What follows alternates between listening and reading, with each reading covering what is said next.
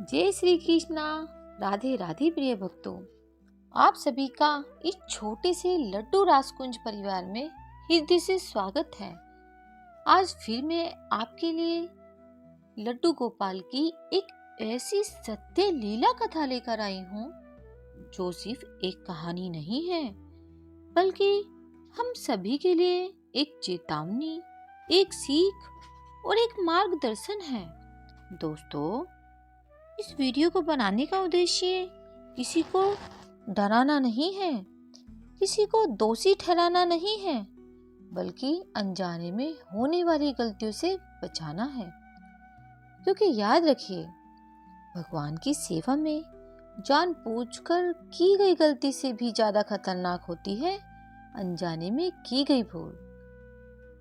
अगर आपके घर में लड्डू गोपाल विराजमान है, आप रोज भोग लगाते हैं, आपके घर में छोटे बच्चे हैं, आप भोग का दूध या प्रसाद बच्चों को देते हैं, तो यह वीडियो आपके लिए नहीं, बल्कि आपके माध्यम से किसी और को बचाने के लिए है। क्योंकि जो व्यक्ति किसी को पाप से रोकता है, वह भी उतना ही पुण्य कमाता है जितना पूजा करने वाला। दोस्तों, हम यह बात अक्सर भूल जाते हैं कि लड्डू गोपाल को सजावट नहीं है। लड्डू गोपाल कोई शोपीस नहीं है, वह तो साक्षात बाल कृष्ण है।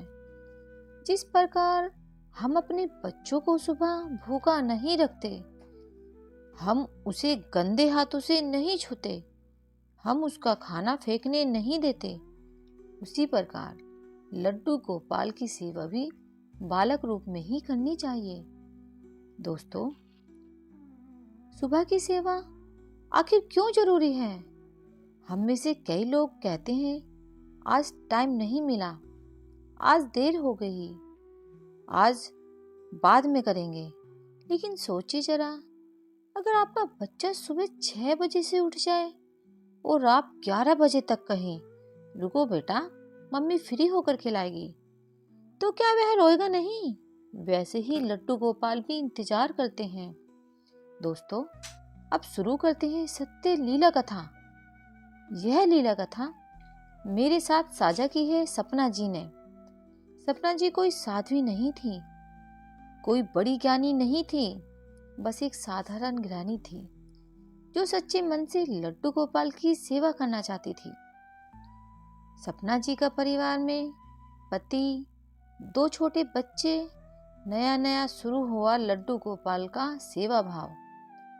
सेवा को अभी कुछ ही महीने हुए थे दोस्तों, और यहीं से अनजाने में एक बहुत बड़ी भूल हो गई। सपना जी का नियम बहुत अच्छा था।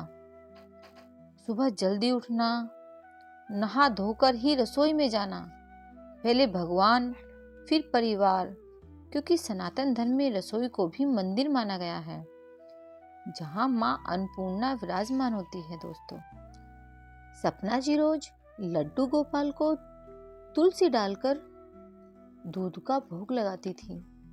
भोग लगाने के बाद वही दूध अपने दोनों बच्चों को दे देती थी। यहाँ तक सब ठीक था दोस्तों, लेकिन एक बच्चा तुलसी के साथ दूध भी पी लेता था। दूसरा बच्चा तुलसी मुंह में आते ही थूक देता था और तुलसी नीचे गिर जाती थी। वह बच्चा भूत था, उसे क्या पता तुलसी क्या है, तुलसी कितनी पवित्र है, तुलसी का अपमान क्या होता है। लेकिन माँ का ध्यान यहीं चूक गया दोस्तों।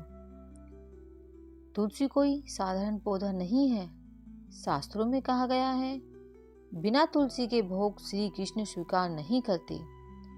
तुलसी लक्ष्मी स्वरूप है, विष्णु प्रिया है, हर पत्ते में करोड़ों पुण्य समाये हैं, और वही तुलसी रोज कचरे में जा रही थी।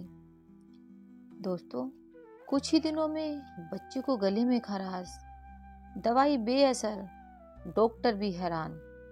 भगवान सीधे आकर नहीं कहते तुम गलती कर रही हो, वह तो संकेत भेजते हैं। अचानक सपना जी की सासू माँ घर पर आई। जो पहले महीनों बाद आती थी, वह अब अचानक आ गई। क्या यह संयोग था? नहीं दोस्तों, यह लड्डू गोपाल की योजना थी। जब दादी ने बच्चे से पूछा, तुलसी का क्या करते हो? बच्चे ने कहा, थूक देता हूँ। बस यही सारी बात साफ हो गई। सपना जी ने बहस नहीं की, बहाना नहीं बनाया, अंधविश्वास नहीं कहा। उन्होंने गलती मानी, माफी मांगी, सुधार किया। और फिर क्या हुआ दोस्तों? कुछ ही दिनों में बच्चा बिल्कुल ठीक, ना दवा ना इलाज, सिर्फ भगवान की कृपा। दोस्तों, भगवान के भोग में कभी लापरवाही नहीं करनी चाहिए। तुलसी का कभी अपमान ना होने दें। बच्चों को भोग देने से पहले सावधानी जरूर रखें। अगर बच्चा तुलसी नहीं खाता तो दूध छान दे। अनजानी भूल भी अपराध बन सकती है। दोस्तों, अगर यह कथा आपके दिल तक पहुंची हो तो कृपया लाइक करें, शेयर करें, सब्सक्राइब करें, क्योंकि हो सकता है आपके शेयर से किसी का पाप रुक जाए। जय श्री कृष्णा दोस्तों, राधे राधे।